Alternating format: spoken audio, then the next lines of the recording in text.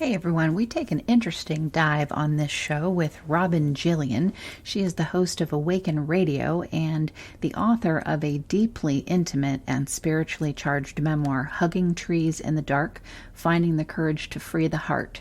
She's also an evolutionary astrologer, and she's going to talk about what exactly that means. We're really excited to have her on the network, and I love this show. So I thought, what a great show to sort of encapsulate 2019 and move on into 2020. So if you happen to be listening when we post the show out live on New Year's Eve, I hope it helps.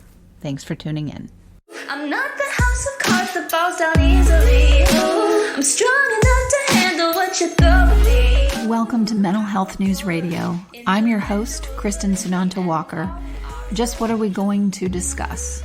The intimacy that is mental health. Let's continue to make it as comfortable as discussing brain health or heart health. This show has been on the air for several years, and we have amazing co-hosts. And then we created a network of podcasters on mentalhealthnewsradionetwork.com, a place where every possible facet of mental well-being can be talked about openly.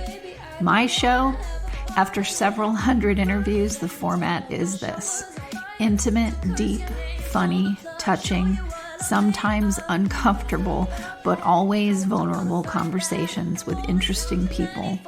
The goal is to have you, our listening family, many of you who have become my good friends, feel as though you are listening in on private conversations. Thank you for tuning in and becoming part of this amazing journey with me, and now with our network of podcasters. Just knowing this podcast might be helping any of you realize you are not alone on this journey called being a human being makes doing this podcast worth every second. After all we promised, we'd be cordial. Robin, thank you so much for not only coming on my show, but joining our wonderful network. It's my pleasure. I am so happy to be here with you and get my message out to all those that I could be of service to. So this is a joy for me. Thank you for the opportunity. Absolutely, absolutely.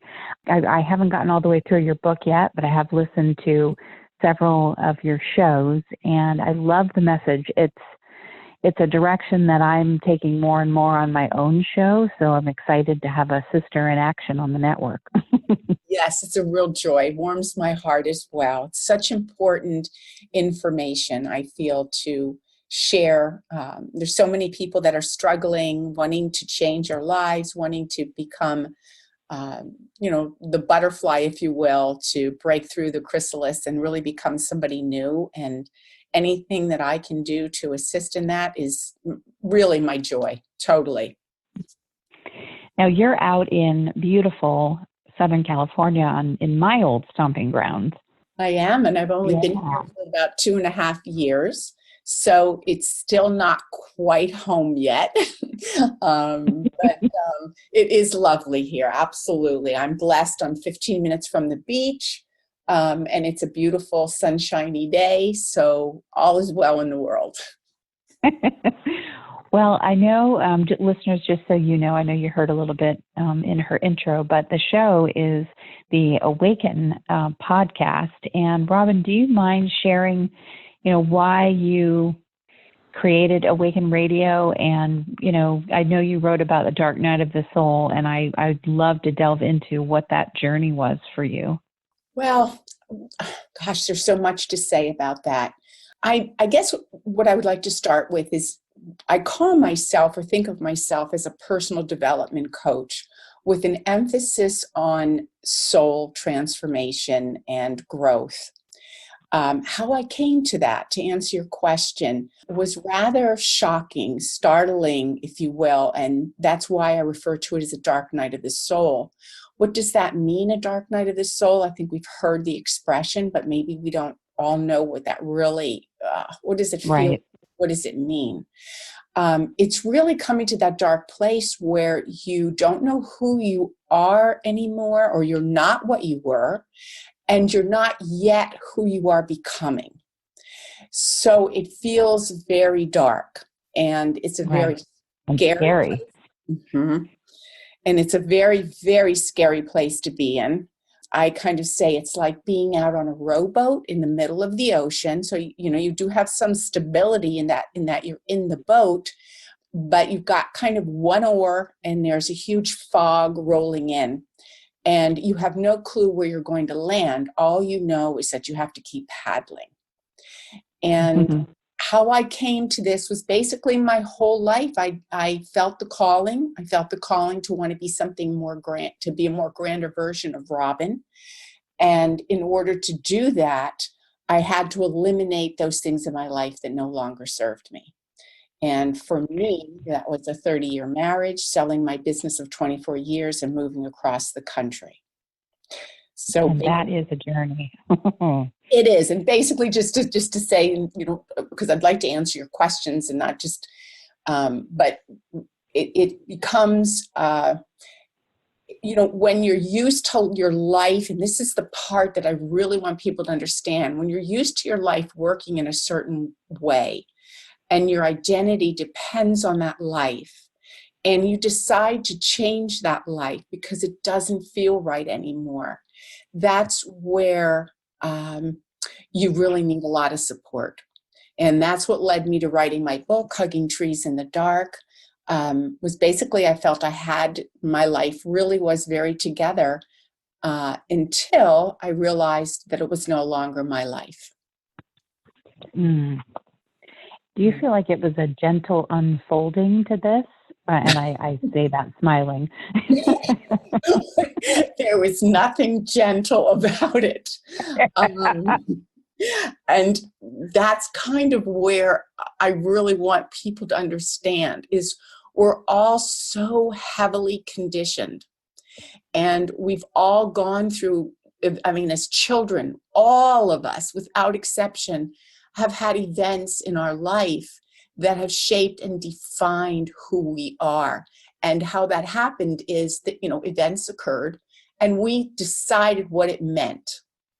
And oftentimes what we decide what it means is not what's going to serve us. Things like I'm lacking, I'm not enough, nobody loves me, nobody cares about me, I have nothing good to say, etc., etc. Right. I don't fit in. I'm weird, all those things. When you get to the other side, or at least you're towards the other side of that journey, you realize all those things that you were insecure about are the great things about you. Yep. But it's quite a journey. And even better than the word journey, because I've heard that used so many times, I prefer the word process, because it really is a process. It's a process of awakening. And what is awakening? Awakening is to your true self. It's awakening to your authentic needs. And that's really what has to occur. What prompted you and when did you start writing your book? Oh, that's a great story. So I was I always knew there was a book inside of me. I knew that years before I actually even contemplated changing my life in the ways that I did. But I had no clue what it would be about. No clue at all. I thought maybe it'll be about my business, but no, my gut was telling me no. So I kind of pushed that aside, that idea. So I was about 35,000 feet in the air, and I was experiencing a bit of a panic attack. And because I was used to, when I was going through this process, it was important for me to be able to get out, get fresh air, be able to kind of, if I had a need, kind of jump ship, if you will, with what I was doing to kind of bring myself back. So I'm up at 35,000 feet, feeling really, really uncomfortable. And I was talking to the, I guess I don't call them stewardesses anymore. I'm like, you can tell I'm giving away my age. Flight attendants. So they were hugging me. They were trying to help me. And I said, well, Robin, you're either going to have a panic attack right up here at 35,000 feet and lose control of yourself, or you're going to sit back in your seat and pull your computer out. And I did that. And I started writing, and I wrote straight for 5 hours. And that's how my book began. Wow. That's amazing. I mean, there's so many people that, they know that there's a book in them, but they sit down, at the keyboard and have no idea how to even start. So did it start out more as just a stream of consciousness journal, or did you have it already, beginning with chapters? Well, it was a little easier in that it's a memoir. So it was easy for me to sort of say, okay, I wanted to give obviously a preface as to what my philosophy is, and then to just basically take it step by step through my life and what I experienced. So the book is written with journal entries after each chapter of what I kind of learned from the different events in my life, the questions that I failed to ask myself during those events. Which I love your questions, by the way. Those are excellent. Even halfway through the book, I'm like, oh my God, as I'm reading it, I find myself asking the same question sometimes that you're asking yourself. Oh, I'm so grateful. I'm so happy. If I can help people to, I think that's really a lot of what I'm about is there's a lot of self-help things out there. There's a lot of people that, as you know, tons and tons and tons. And some of it kind of, for me, falls into the category of spiritual bypassing. And when I was going through the worst of the worst, Kristin, it hurt me. I mean, I would just burst into tears. I'd hear these things. I'd hear a podcast, a YouTube video, book. Oh, just do this, meditate, say these affirmations, pray. I would hear all these things, and I'm like, but I'm lost. I don't have an idea of how I'm going to get through this process, or even that it was a process. So, it was so scary for me. And so you have to come to a place where you recognize your worth and your value. And that's really the only way you can get through it, and to really focus on what is the strongest need that you have and what do you want to accomplish in your life. But to hear these spiritual bypassing things just brought me to tears, because I was just like, how much of this is judgments that I've made and things I've heard. Yeah. So you got it. You know what I'm saying? Yeah, absolutely. And I'd love to delve into that, because I think, spiritual bypassing is a word or two words that get thrown around too, but they haven't become cliche, like, forgiveness and some other words that are, thrown out there. And I don't know that everybody really understands, what spiritual bypassing is. So do you mind giving your explanation of it? I'd be delighted to, and I'm, not an expert, but this is the way I have found it to be true for me. And that is, there's just things that have been shoved down our throats about how life works. And I really just started to question, is this really true? And an example of that would be like, okay, this is a good one because everybody spouts this one. You attract everything in your life. Right. And I'm not saying that isn't true, but when you are in the thick of changing your life and you're in, some discomfort to maybe even suffering, and I don't want to not use that word because, that's a kind of another spiritual bypassing thing. A statement that I've heard often is, we don't need to suffer. Suffering is optional. Well, there's many times where that's what it takes in order to really break down the structures that need to be broken down. And when you're, like I said, when you're in the midst of it, and let's just say, for example, I'm, in an auto accident and I've been hurt, and I would have someone look to me and say, well, why did you attract that in your life? There must be a reason. Oh. Again, I'm not denying that there isn't a higher purpose in life. I believe that life is for us, working for us, not against us. But there's also compassion and love, and people go through really difficult things. And to place judgment on yourself because you're not handling something right, or because you're not, quote unquote, spiritual enough.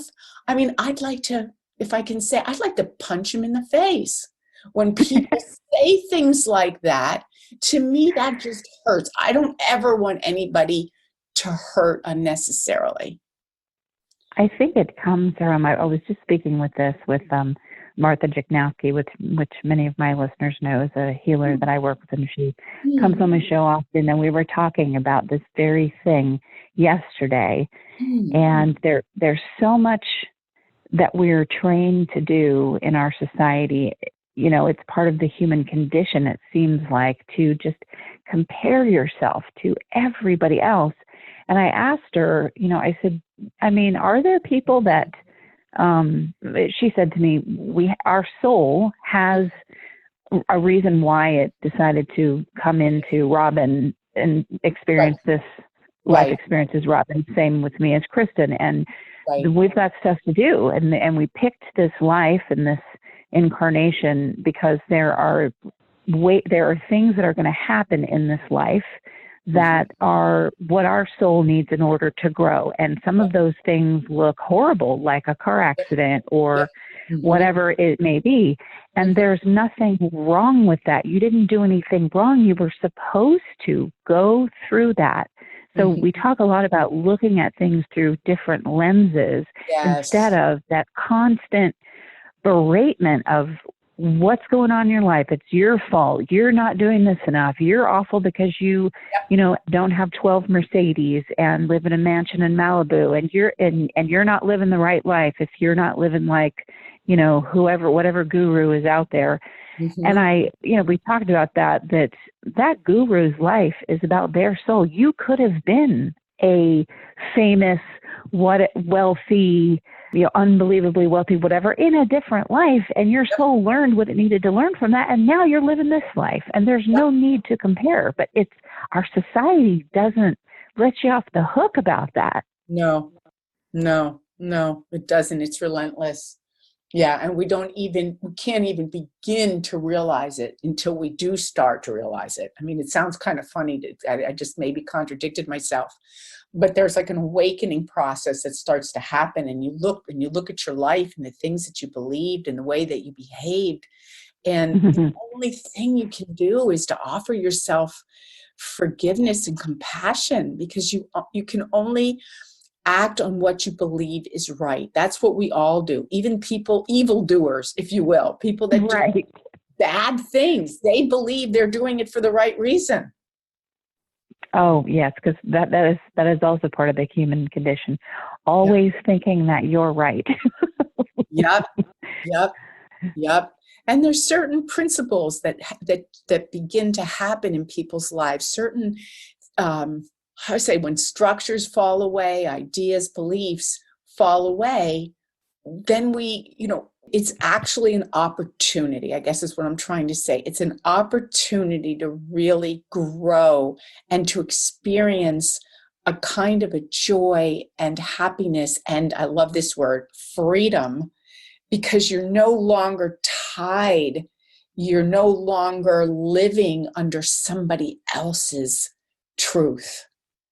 Yes, exactly. Yeah. The most freedom that I've ever felt in my life has been the last 3 years of it, because I finally broke away from what has been generations of trauma for the women in my family tree, and getting out from under my mother's influence and edict about how life, I mean, she set herself up as the authority on everything. And I certainly fought her all the time because I had that, need to fight her on things, but I still held her out as the authority. And the last 3 years, and, I was 47 when I broke away from, from my mother, and some people do it a lot younger, but, we got a lot of trauma in this family tree. So, the last 3 years has been this, no one else is in my head saying, giving me an example of how I should live. The only person that's there doing that is me. And I made a lot of interesting choices this year, and a lot of them were the same kind of situation, just different people, because that's what happens. Yep. And I decided, instead of saying, oh my gosh, look at you making the same mistake, you're awful, I decided to look at it through a different lens and go, no, I'm improving this thing that obviously I'm supposed to learn from, and it takes stages. It doesn't just pop in and go, oh, you're cleared of this thing. I needed to have these things happen again and again and again that maybe seem like failures. They were certainly painful as shit, but I got through them, and I was able to look back with a lot of freedom and go, I made those choices, no one else. And each time the same scenario happened with different people, I landed differently, more peacefully, less drama, and that was the point. Good for you. That's beautiful. And that's so difficult to do. So good for you. And like you said, we compare, our habit is to compare ourselves to everybody else. I mean, I'm guilty of it. I admit it. I have not arrived. But what I have done is that I've learned an awful lot. And, that's what I'm wanting to share. But I hear you loud and clear, and good for you. Just that's awesome. It's really and good. I'd say too, with the kind of journey that you're on, and from reading as far as I've gotten in your book and the shows that you do, what struck me was, your soul is here to complete its mission. And that was something else that I talked about yesterday. I said, do some people, come here into this incarnation and they don't finish their mission? And she said, oh, absolutely. They can't do it. It's too much. They've got another lifetime or few that you have to. But some of you, and it doesn't mean you're better than anyone else. 100 or 1,000 years ago, I could have been a soul. I probably was a soul that couldn't finish it in one lifetime. Absolutely. But for some things, I'm finishing it in this lifetime, and so are you, is what I got out of what you write. Yeah, I think so. I think I'm finishing up, completing a lot of things. My soul, it's funny. I'm actually also, I don't talk about it too much yet, but I'm actually an evolutionary astrologer. And one thing I learned through that is, you can really see the soul and the karmic patterns in the chart, and what you're here to learn, and what your challenges are, and how you can use the energy to actually help yourself to grow. And it's really all, I can see so clearly for myself that I have a soul that took on a lot in this life. And, so I'm following you. Yes, I totally agree with you. And, another topic, which maybe hopefully for another day, are soul contracts. I think that's what you were speaking of. Oh, absolutely. Let's talk about those, because I've mentioned them a bit, but I don't get into it. So just so our listeners know, what is a soul contract? Well, a soul contract is a contract, if you will, that you enter into with all the relationships in your life. And some of them, of course, are more intimate and more involved, where those are your significant others or your family, where you have how should I say? There's karma there to be developed, to be finished. And what can you offer this person, or they offer you, in order to complete it? Now, in other words, what is your agreement? Unsaid, of course. It's not like something you can walk into and say, oh, by the way, Kristin, I know exactly what we're here to do together. I don't know that. But you can know that there are soul contracts with everyone in your life. And I think there's a sense of knowing when you've done everything you can possibly do. And a lot of times you can do more than the other person can do, perhaps, in facilitating the completion of the contract, because you're more awake and aware in that, whereas somebody might be totally clueless. Like, for example, when I left my ex-husband, my marriage of 30 years, I hung in there for many more years than I probably was, in my best interest. I say that's not really true, but, I look back and I go, oh my God, it took me so long. But it was just that I needed to complete that to the very, very best. I wanted him to be as completely clear as to why our relationship was ending, the benefits, the beauty, the gratefulness, and also the reasons why it wasn't good for either one of us anymore. So that in my feeling, in my sentiment, in my heart, in my gut, in my soul, I knew that I did everything I could in that relationship. Now, will I come back again and meet him again? Perhaps there will be some minor things to complete, but most of the major work has been done.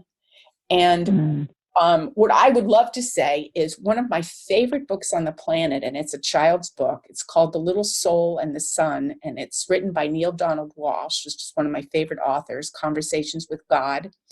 And in that book, he explains that we, in the other world, if you will, some people call it heaven, on the other side, before we manifest into this physical body, however you look at it, we actually make agreements with people to play certain roles in our life so we can learn the lessons, which is what you were talking about, so that we can learn the lessons that we're here to learn. And it's expressed in this book in such a simplistic, profound way. I think it explains everything, because it talks about this little boy who wants to be forgiveness. And I'll just be very brief with this, but he wants to be forgiveness. And he says to God, I want to be forgiveness. And he's all happy and jumping around. He has no clue what he needs to go through to experience forgiveness. So a little girl angel comes up to him and she says, I'll do it. I'll be the villain so that you have someone to forgive. And, boy, yeah, I mean, that's how it works. It's profound. It is absolutely profound. And she says, but know something. You're not going to be, basically she doesn't say these words, but the idea is you are not going to be happy with me. And that's putting it mildly. I'm going to smite you. I'm going to be the villain in your life.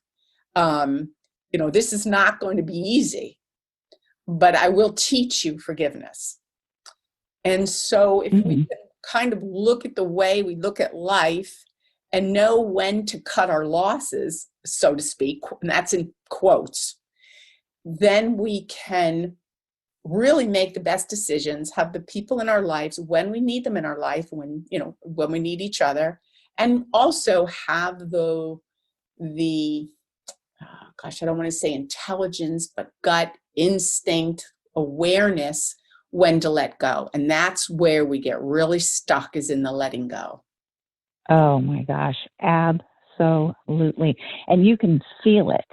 That was a big thing for me this year too. Some people that definitely showed up as that person who was going to deliver a whole lot of toxicity and pain.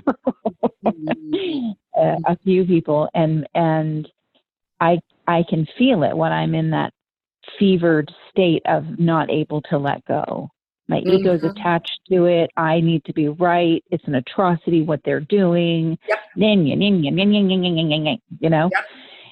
And each time that happened, the length of time was certainly less than the one before. And I was able to get to a place where, and I actually said, it's amazing what we can do when we just ask for what we want.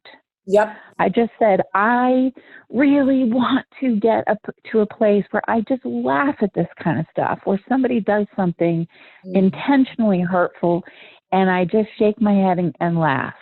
And I asked, and oh my gosh, something happened, and I started laughing hysterically and was able to just let it go. And that's hard, because when you're in that fevered state, you're just and that doesn't mean that other person isn't still in their fevered state about you, but that's not your business.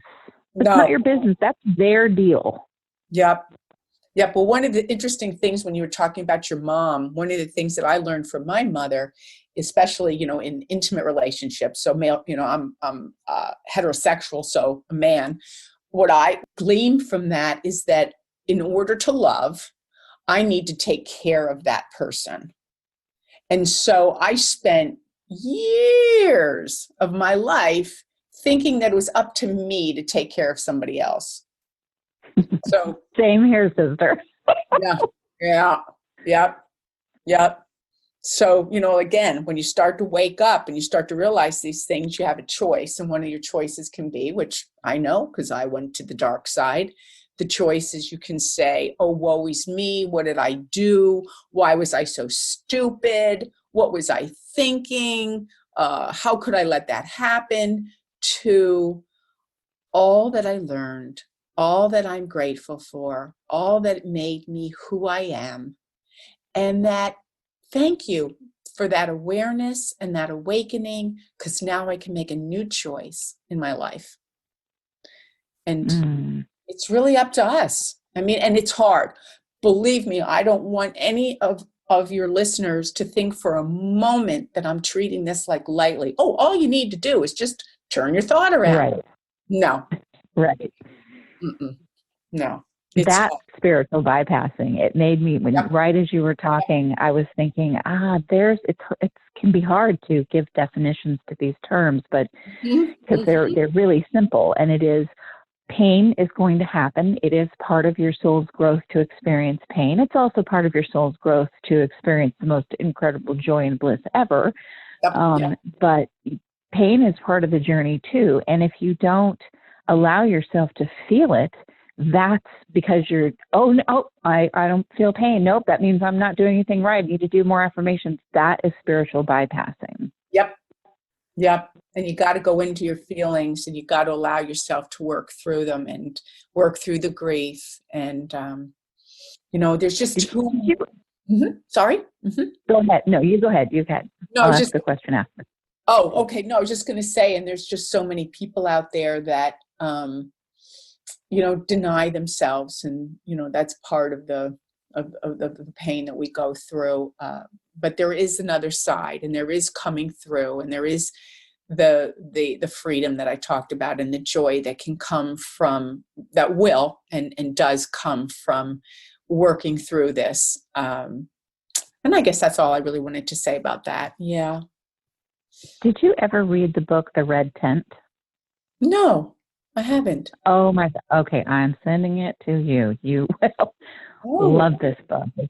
It's incredible. It's definitely for women, and it's so empowering, and it's very much about, hundreds of years ago, and how it was a much different society. It wasn't a patriarchal society, and it was when, like in the winter, we hibernate like the animals. It isn't seasonal affective disorder. It's that you are going within, and you are supposed to pull in, and you're actually treated, the women in this story are treated with much reverence for if they become, quote unquote, what we would call today depressed, because they were the spiritual healers of their time, and people saw this depression as where they were going to get so much wisdom and healing for everyone else. So it was treated with reverence. It wasn't treated like it is in our society today. Yeah. And I thought, oh my God, what amazing. Because I get that every winter I have to go in, and some are harder than others. Sure. And it feels like what we call depression. But I tell you what, the coming out of it, I thought about this today. I don't know. I don't really want to make it go away, medicate it completely away. I'll take something to help me through it for sure. But I wouldn't want to completely anesthetize myself to it, because there's so much that I gather during that time that I then take with me into the spring, which are things like this network that get created that help a lot of people. Oh, that's beautiful. That's wonderful. Yeah, you're doing wonderful work, Kristin. I'm just, again, delighted to be a part of it, and I feel honored. I really do.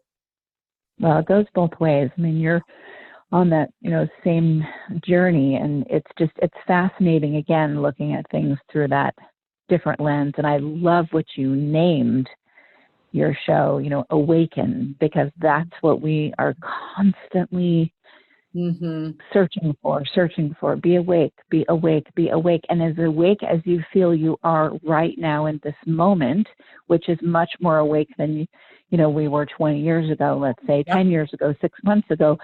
Think where you're at today, where you will be, because you're not going to stop doing what you do. Neither am I. Think where we will be 6 months from now, a year from now, 10 years from now. I love that. Yeah, we'll be these wise women, these very wise and soulful women. And I want to make clear, though, I am not a feminist. I am a humanist. Yes. I love men as much as I love women. I'm not one of these people that thinks men are bad or anything like that. I think I see that there's just as many men, even though one of the beliefs is that there aren't, there's just as many men that are waking up out there too. Oh, absolutely. My editor, Joe, Joe, you can choose to edit that statement or not. It's up to you, as I know you'll be listening to this show.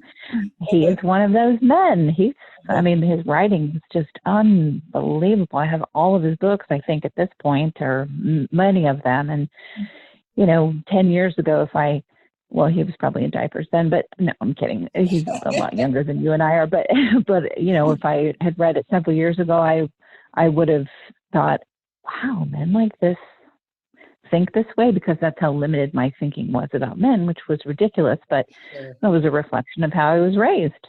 Right. Well, my mother, was one of those people that men don't know what they're talking about. Men don't know what they're doing and all this kind of stuff. And right. That's not helpful. No, I love men. I love them. I have wonderful men in my life and equally wonderful women. And now I'm so grateful that you are one of them. Will you tell my listeners where they can find more about you? I would love to. You can go through my website, which is, of course, www, and my name, Robin Jillian, which is spelled with an I. So it's ROBINJILLIAN.com. And if you go to you'll see my book on there and a little bit of information and a review on my book, and it can be purchased through Amazon. And in the upper left-hand corner, you'll see radio shows that will take you to all my shows. And they're on all different things: relationships, commitment, surrender, spiritual bypassing. I'm sorry, I missed that. You have a whole show on spiritual bypassing. That was one of my favorites. Oh, wonderful. Okay. Thank you for reminding me. But yeah, so you can find all my radio shows, and I've got some great blogs too that you'll see on there. So that's where you can find me. Wonderful. Well, I'm so glad you're here, and thank you for joining me on my show. Oh, again, my complete joy and pleasure. And I'm sending all my love to all your listeners, and please know that I am here because I care about you. And I don't want to see you go through some of the pain I went through. And if I can help you to have more understanding or more clarity about the process, it's absolutely, again, I keep saying it, but it is my joy. So all my love. Fantastic. And listeners, thank you for tuning in to another episode of Mental Health News Radio. Sometimes I'm passive aggressive, but never without good intentions. I heat up and act on my emotions. Thanks so much for listening to Mental Health News Radio. Our podcast can be found on iTunes, Stitcher, and hundreds of other podcast apps. Or you can visit our website at mentalhealthnewsradio.com.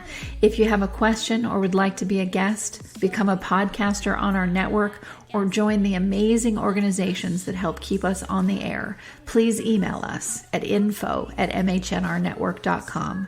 Get ready for that special goodbye from our resident therapy dog, Miles, and a special thanks to Emily Sohn for letting us use her incredible song, Cordial, for our podcast music. Listen to the full song on SoundCloud at emily.sonne.